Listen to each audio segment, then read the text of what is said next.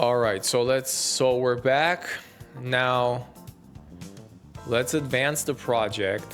And so let's see, the goal is to reproduce one of my papers, and we want to do it clean. We're actually ready to start training a model, which is a really, really big thing, right? Because we have, last time we did, we just did a modern deep neural network architecture from diffusers in PyTorch. We're gonna have to train that in this episode. For that, what are the components of training? So let's redo again here, right? So what do we need for training? Well, training a model, all right? So what does this mean? Well, it means you go in with a training data set, in our case of wireless channels, let's call them of simulated wireless channels, because we don't have, for now we'll just simulate the training data. Okay, what else do you need? You need the initial model, which would be called an untrained model. This we already have, right? We know how to instantiate one already.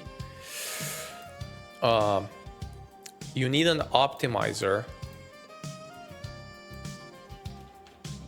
Well, more importantly, you need a loss function. Okay.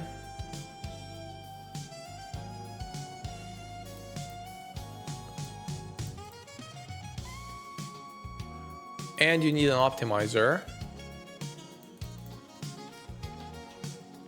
For example, something like Atom, which is the most popular one in machine learning, and hyperparameters, which are just some values that control how much you train for and stuff like learning rate. But we'll implement all of that, okay? And what is the outcome of this process? Well, we should save the model somewhere, right? So the outcome would be something called a trained model, which would be typically saved to disk. Now, this is why last time we looked at how many parameters there are, because that matters too, right? If you train a large model, it's going to be slower and it'll cost more to store. And so that's why we kind of shrunk the model to be, because we want to train it faster, right? Okay, so we're going to have to go, we have one of these things. Let's take a look at the training data set. Is easy, okay? So actually let's work on the data set then first, because we'll do it simulated. And we know it's wireless channels. And again, we know from the model that we did. Okay, so we can ditch this. So let's make a new file then. Data.py. This is gonna be really easy, right? So we can just do import torch. Now we're gonna need a data config, which interestingly is a bit confused with the number of channels here.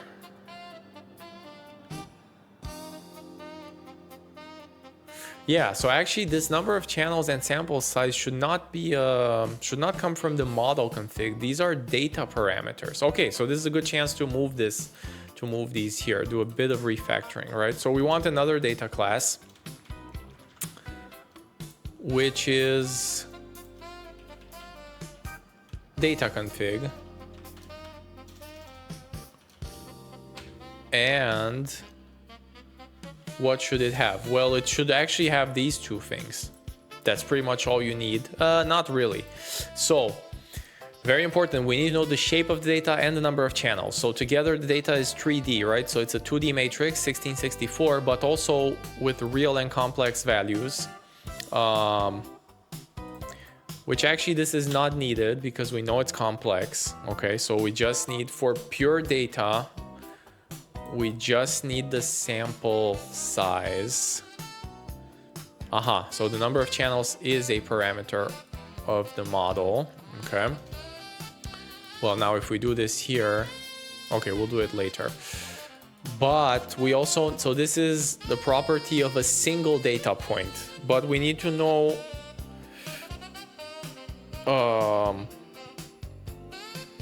we know how much data we have to generate. So we need a number of samples.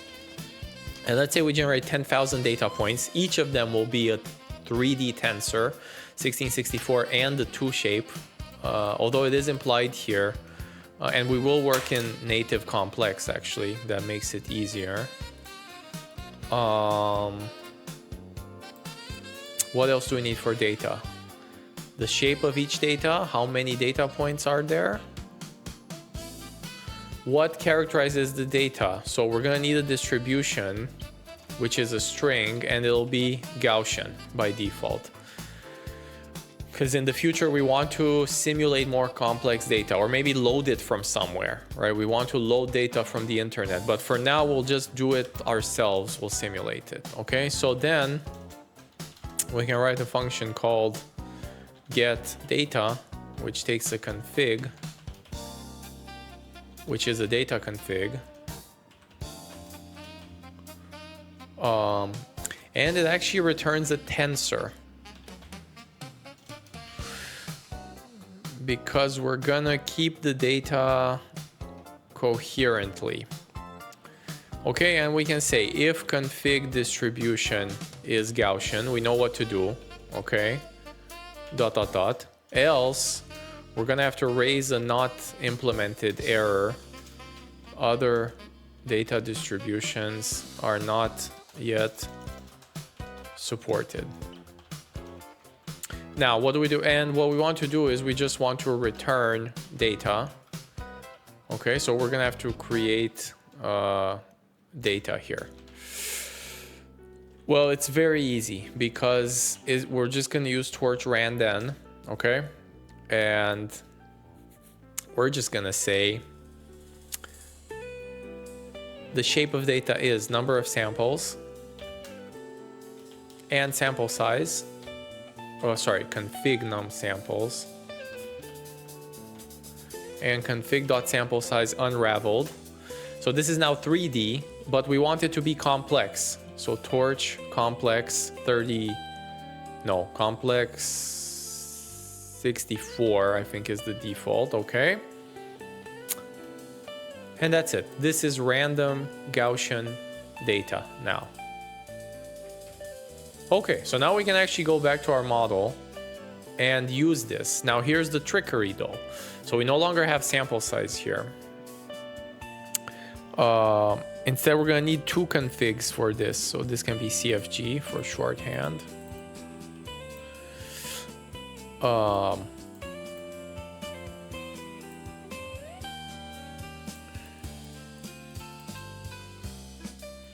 Yeah, so the model is tied to the data, unfortunately. So we're gonna need a CFG data, which will be data config, and we have to import this, all right? So from MIMO.data import data config, and then this will be CFG data sample size, okay? And this can be CFG model, I guess.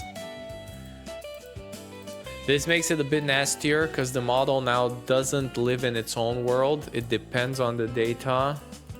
I think it has to be like that though. It's much more sane to have the data size by itself. Now the model doesn't need to know about these things for sure. These are not relevant. And we'll show that right now. Okay, so now we get the model. Let's get the data. Instead of generating it random here, we'll just say get data. So now we can import data config, and we can also import get data. And we can just say, so let's see, this will be config model. Again, we have to work with 2 configs here. And we need a config data too, which is a data config. So now this takes both of them, okay? So now we're gonna have to get the data. Well, X will now be capital X, or actually let's call it data, will be get underscore data, with config data.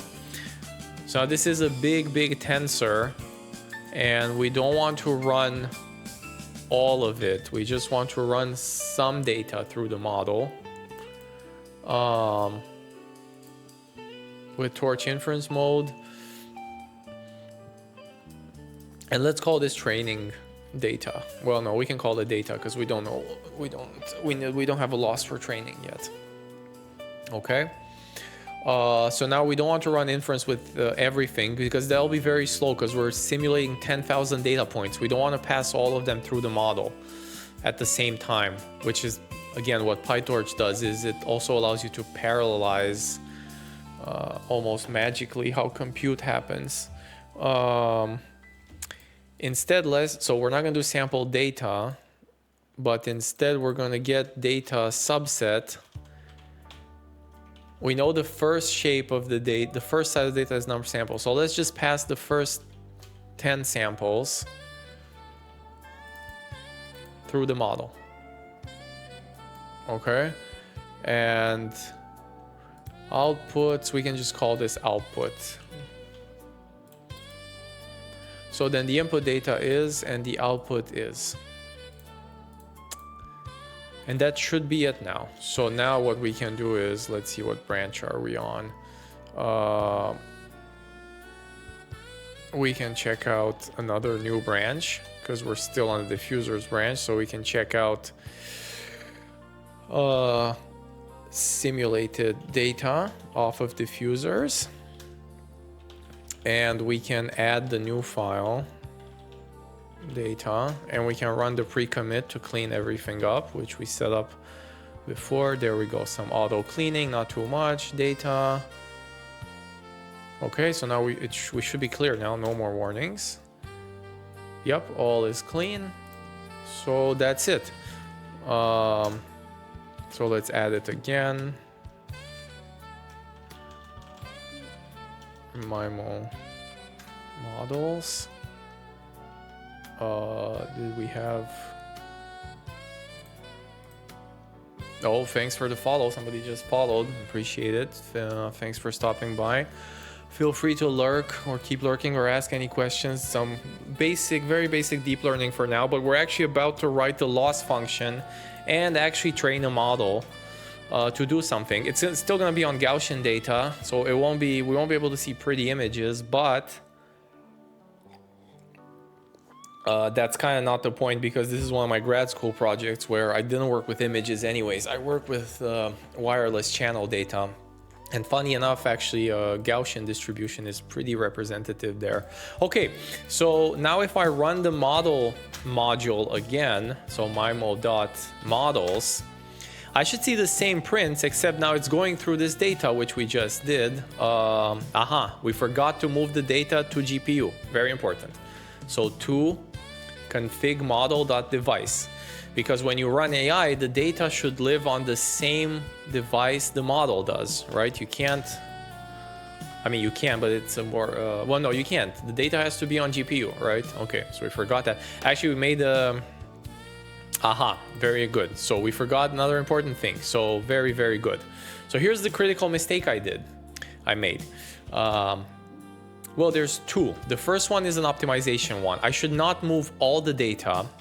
So the first naive mistake I did is if I only run inference on the subset, I should only move the subset to GPU. This is one. But if I do this, this is not why the code crashes, right? Who can see why the code crashes? It's pretty easy. It's because this data is complex valued, but deep neural networks don't know about complex values, okay? So if I put the breakpoint here, let's see what did we write, but we want this. Now this is a particularity of, there we go. So data shape, okay, it's 10,01664. So where are the two channels, right? Because we know the UNet has two channels. And it's the same like for RGB images, right? If you know a bit about image processing, if I tell you it's a colored image of size 1664, it's actually the shape of the data is 31664. Because an image is not just a matrix of numbers, it's three matrices for red, green, blue, right? That's an RGB image.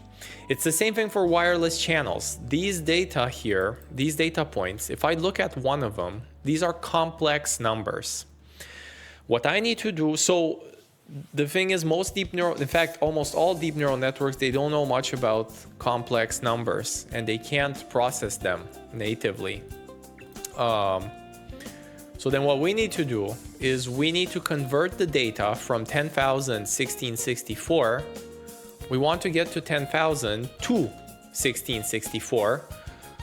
We're just gonna stack the real and imaginary parts together. Fortunately, that's really easy. So we can call it data underscore. But maybe, again, I was about to make the same mistake again. Why would I do this on all the data? I should do it only on the subset of data, right? So I move it to GPU and then I just say equals. Now I need to look a bit because I don't remember how do you... Let me look a bit. So PyTorch, how to get real from complex. There's a way to stack these, which is a one-liner. Oh, here it is. Exactly. So if you need to treat the complex as a real valued tensor,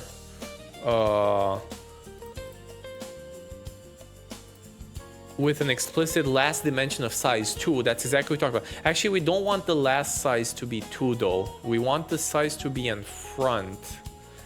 Well, this is kind of annoying. So let's see what the PyTorch docs say. Maybe there's a nicer way.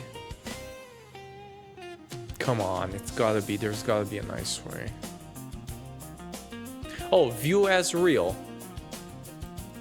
Yes, this is it. View as real. No, it's of shape 2 in the end. Damn it. Okay, well, we have to do it this way then. Yeah, so for inference, okay.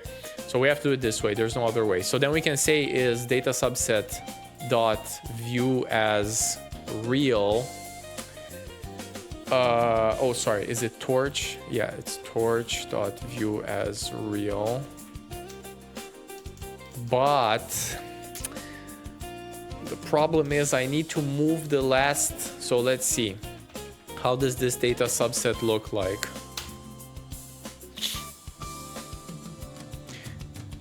Data underscore subset dot shape. Exactly, it has the 2 at the end, which is not good at all because the UNet wants the 2 to be in front but before the batch, so it should be 10 16 64. So I believe there is a move axis. We don't want to manipulate all the axes. Let's see, PyTorch move axis from one position to another. There's got to be a one-liner way. Oh, it's move axis, really? Yes, so we want to move. Let's see, let's try it. So we want to, if I do torch.move axis on data subset, we want to move the last axis. So PyTorch allows negative indexing, right? So -1 means always the last, which we know is guaranteed by view as real. We want to move it to the second position, 1. Okay, that's it. So then we can just say data subset equals torch move axis data subset -1 1. And this is pretty robust now because it doesn't even matter how many dimensions I have. This actually works for 18-dimensional data too, right? Because if I had the data of size, I don't know, 16, 24, 32, 36, and then a 2, if I do this move axis, this still works because it takes the -1, which is always this, and puts it in position 1. So this will turn it into 10, 2. Actually, let's just try it then. So data is torch random 10, 16, 14, 8, 2. Okay, and then we can just say torch move axis data -1 1 dot shape. Yeah, it just pops the 2 and puts it back in the first position. So this is actually pretty robust. This allows us in the future to maybe work with 3D data too. Like, I don't care how many dimensions I had here. Okay. This is actually a useful utility. So the last thing we'll do is let's functionalize this. So complex to real. Okay, so we'll take as data a torch tensor. We're gonna use this a lot in the code. And we're gonna output also a tensor, and we just want to functionalize this tiny, well, just these 2 lines. It's worth it because we will repeat these a few times, I'm pretty sure. And we can say output equals, so first we're gonna view it as real, because this is complex to real. And then we're going to, output. Okay, and then we can just return output. Now we're gonna need its twin too. We're gonna need real to complex. We can anticipate a bit here. So this is also easy because PyTorch.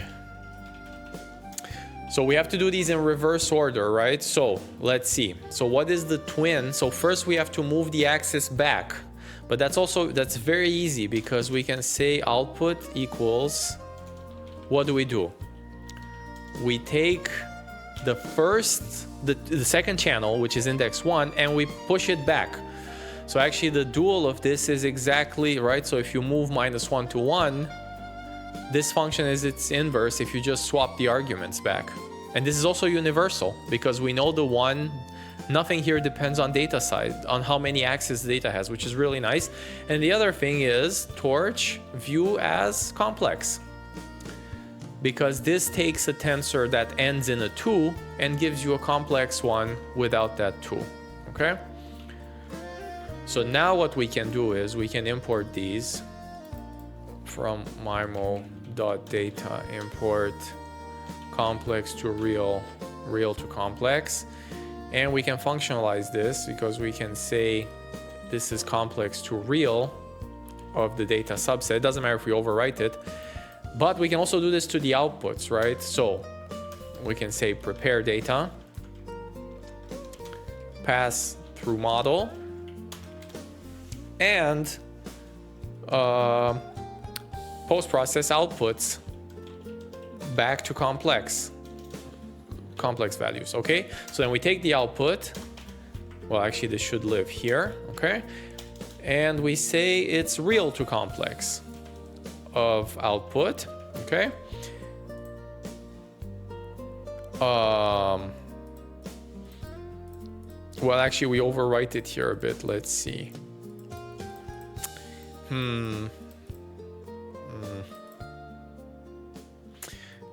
Yeah, I want to stay in well, okay, let's call this data subset real. This is pretty bad coding, but I would like to keep this complex and this also complex. So in any case, if I run the pre-commit now just to clean up the code a bit, my point was now I would like to see only complex data, right? So if I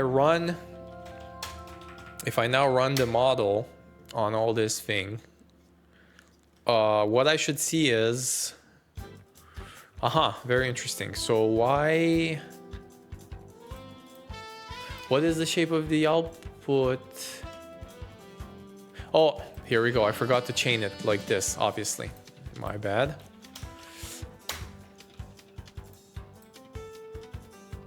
This should be it.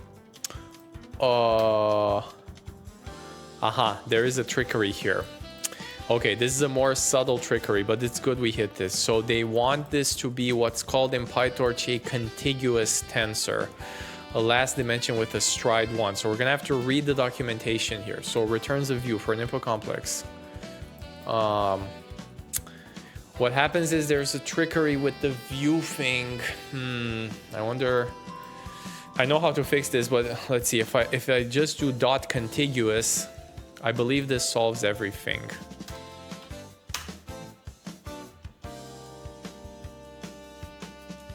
Yeah, it does. Okay, well, we'll explain what that does. But in the meantime, now we work just with complex values. Okay, actually, let's do this way. Input shape is, and data type is data subset dot I believe it's D type in PyTorch. Okay, then we can split this into another print. Okay, another F. Output shape is, we don't need the new line here. And data type, we want to see the data type of the output. My point here is I want to show that both these are complex values now. So this is pretty good because we actually obscure the deep neural network. So from an application point of view, we don't really care what our model does. It takes as input complex numbers. There we go. So these seem like complex numbers, but they're not really, because deep neural networks can't handle complex numbers. But now we have utilities to go back and forth to complex world. So we're gonna keep using we have to use these a lot.